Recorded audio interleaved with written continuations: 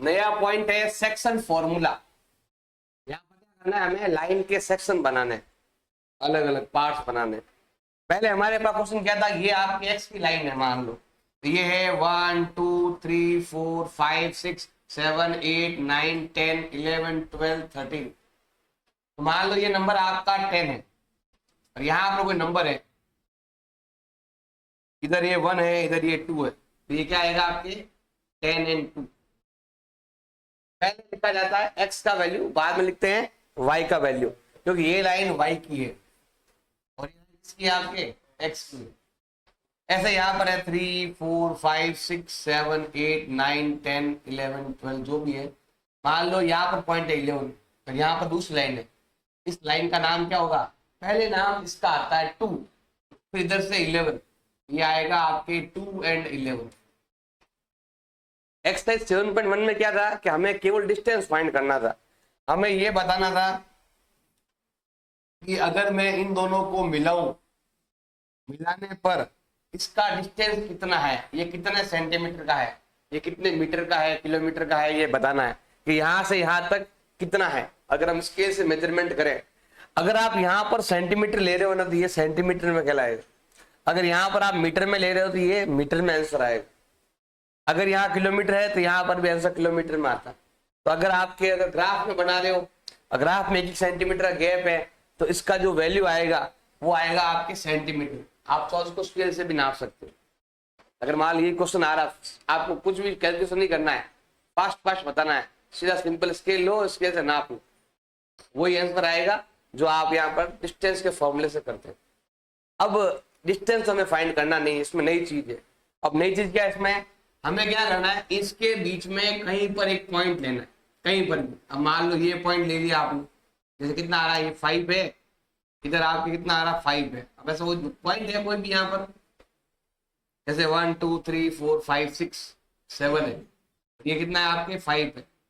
मान लो ये पॉइंट ले लिया, कोई बात, कैसा भी पॉइंट, यहाँ पर एक पॉइंट आएगा, इधर एक पॉइंट आएगा, बीच में भी एक पॉइंट आएगा। वो क्या, बीच में एक पॉइंट जो आता है ना, एक ऐसा पॉइंट है जो इस लाइन को 2 पार्ट में क्या कर देता है, डिवाइड कर देता है। तो देखो, तो सबसे ऊपर है वो कहलाता है आपका x1 और y1, और ये कहलाएगा हमेशा x2 और y2। जब भी किसी क्वेश्चन में लिखा हुआ है एक ये पॉइंट एंड ये पॉइंट, जिसके बीच में एंड दिया हुआ है ना, समझ लो ये और ये पॉइंट की बात कर रहा है। एक पॉइंट ऐसा जो इन दोनों को, तो ये पॉइंट है मतलब, तो अभी जो थर्ड पॉइंट जो दिया हुआ होगा वो ये वाला कहलाएगा आपको। और ये क्या करेगा, इस लाइन को 2 पार्ट में डिवाइड करता है, इधर और इधर रेशो आएगा। अब वो रेशो आगे कोई भी हो सकता है, 5:7 भी हो सकता है, 3:2 भी हो सकता है, 1:3 भी हो सकता है। तो ये क्या करेगा, इस लाइन को 2 पार्ट में डिवाइड कर देगा। और इक्वल भी हो सकता है, रेशो ऐसा भी आ सकता है और रेशो आपके इक्वल भी आ सकता है। अब ज्यादातर एग्जाम में क्या पूछेगा कि हमारे पास 2 पॉइंट है, जो इसके बीच में एक पॉइंट है जो इस लाइन को 5:7 में बांट रहा है, बताओ इस पॉइंट का वैल्यू क्या होगा। तो यहां पर जो पॉइंट है इसको बोलते हैं एक्स एंड वाई। अब हमारे पास 1 2 3 और 4 पॉइंट ये x1 y1 x2 y2 xy और रेशो, इन 4 में से कोई एक गायब होगा, वो हमें क्या करना है, फाइंड करना है। ज्यादातर मैं बताता हूं इसके लिए, अगर ये दोनों नंबर गायब है, अगर ये दोनों नंबर आपके दिए हुए नहीं, और दोनों नंबर हमें क्या करना है, फाइंड करना है। सवाल आ जाए 2 पॉइंटों को, एक पॉइंट ऐसा है जो इस लाइन को 5:7 में बांटता है, बताओ वो पॉइंट कौन से हैं। इस x और y का वैल्यू हमें क्या करना है, फाइंड करना है। अगर फाइंड करना है x और y को, अगर आपको फाइंड करना है तो फॉर्मूला हो जाता है m1 x2 plus m2 x1 बटा m1 प्लस m2। इससे केवल x मिलेगा। एक से फॉर्मूला है, x का फॉर्मूला है। अगर याद नहीं हो तो याद करना, हमें करना है m1 प्लस क्या लिखना है, m2, वही नाम नीचे लिख दे, m1 प्लस m2। अब ये x का फॉर्मूला है आगे, तो ये x लगेगा। यहाँ पर ये y का फॉर्मूला है तो y लगेगा, लेकिन 1 के पास 2 और 2 के पास 1, तो यहाँ 1 लगा हुआ, यहाँ में लिखना है 2 और 2 के बाद हमें क्या लिखना है 1। ये फॉर्मूला लगेगा। ये फॉर्मूला लगाते ही आपको ये वाला पॉइंट मिल जाएगा, यहाँ पर कितना आने वाला है वो पॉइंट हमें यहाँ पर मिल जाएगा। अब ये फॉर्मूला आपको तभी लगाना है जब रेशो जो है ना वो डिफरेंट डिफरेंट हो। रेशो क्या हो, डिफरेंट डिफरेंट हो। मतलब रेशो 1:3 है, 2:5 है, मतलब ये नंबर और ये नंबर मैच नहीं कर रहा है, अलग अलग है, तो ये लगाना है। और अगर आपका रेशो सेम है, सेम का मतलब 1:1 ही होता है, 5:5 नहीं होता है, तो काटेंगे वापस वही बनेगा। आप बोलो सर 10:10 हो गया, तो दोनों में 10 का डिवाइड जा रहा है तो छोटा कर दो नंबर को, काटे कितना कर दो 1:1। रेशो 1:1 ही कहलाता है अगर इक्वल है तो, कभी भी 10:10 नहीं कहलाएगा, 5:5 कभी रेशो नहीं, उसको काट कर छोटा करना पड़ता है रेशो। तो रेशो क्या कहलाएगा अगर आपके इक्वल है, रेशो क्या है अगर आपके इक्वल है। अगर रेशो आपके इक्वल आ जाए, इक्वल मतलब 1:1, मतलब ये लाइन है, हमारे पास इसके पॉइंट दे रखे हैं, हमारे पास इसके पॉइंट दे रखे हैं। रेशो इक्वल का मतलब हो गया कि ये लाइन और ये लाइन क्या है, इक्वल है।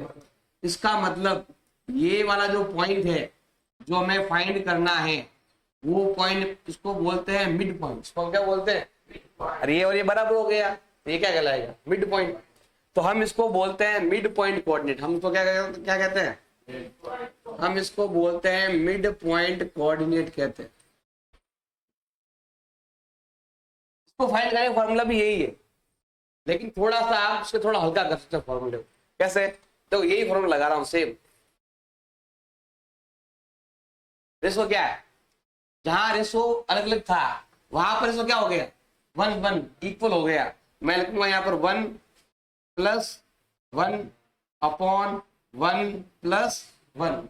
अब यहाँ पर क्या लिखा बताओ, x2 और x1। अब सेम चीज है, रेशो इक्वल है, रेशो आपका 1:1 है, तो यहाँ पर क्या आएगा y2 और y1। तो इसका फॉर्मूला ये हो जाएगा आपका x2 + x1/1 को मल्टीप्लाई करने पर कोई फर्क पड़ने वाला नहीं है। तो ये हो जाएगा x2, ये हो गया x1 और 1 + 1 कितना होता है, यहाँ पर भी ऐसा ही है। इसको यहाँ मल्टीप्लाई करेंगे तो कोई फर्क पड़ने वाला अपॉन में।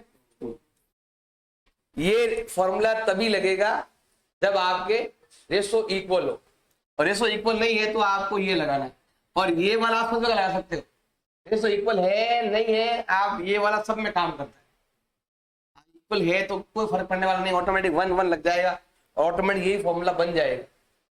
और हमें बस ये ध्यान रखना है कि फॉर्मूला ये कब लगाना है, ये कब लगाना है, ये तभी लगाना है जब आपके मिड पॉइंट पूछे तो। मिड पॉइंट कोऑर्डिनेट, बिल्कुल सेंटर वाला पॉइंट, या एग्जाम में दिया हुआ आ गया रेशो इक्वल हो गया 1:1, तो हमें ये वाला लगाना है, वरना हमें क्या लगाना है, यही फॉर्मूला लगाना है।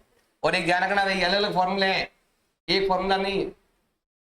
ये इससे आप केवल x निकलेगा और इससे केवल y निकलेगा। हम साथ साथ ऐसे लिख रहे हैं क्योंकि हमें आंसर ऐसा ही चाहिए, इस प्रकार का हमें आंसर चाहिए। जैसे यहाँ पर आपके इसका मान लो बाई चांस उत्तर आ रहा है 5-6 आ रहा है, जैसे मान ले 5-6 आ रहा है, तो लास्ट में इसको काट कर लास्ट में 5 ही बचेगा, और सब कट के कितना बचेगा, 6 ही बचेगा। ऐसा नहीं दोनों को बाद में एडलेस कर दो कि ये आ गया 5-6, दोनों को मल्टीप्लाई कर देते हैं तो ये हो गया 30। ऐसा नहीं करना है, ये नंबर अलग है। यहाँ पर देखो बीच में डैश लगा हुआ, यहाँ मल्टीप्लाई प्लस नहीं, ऐसा नहीं इसको फल किया लास्ट में जाके एडलेस कर दिया। इसका आंसर अलग आएगा, इसका आंसर अलग आएगा। नहीं तो आप केवल x का फॉर्मूला लगा दो, इधर ये मेरा x निकल रहा है, इधर ये y निकल रहा है, दोनों अलग अलग फॉर्मूले हैं। बस वो लास्ट में उत्तर इस टाइप का निकलता है ना, इसलिए दोनों को साथ साथ लिखते हैं, वरना दोनों ही अलग अलग फॉर्मूले हैं। ये x का फॉर्मूला है और वो y का फॉर्मूला है। ये डिफरेंट रेशो के लिए और ये वाला सेम रेशो के लिए।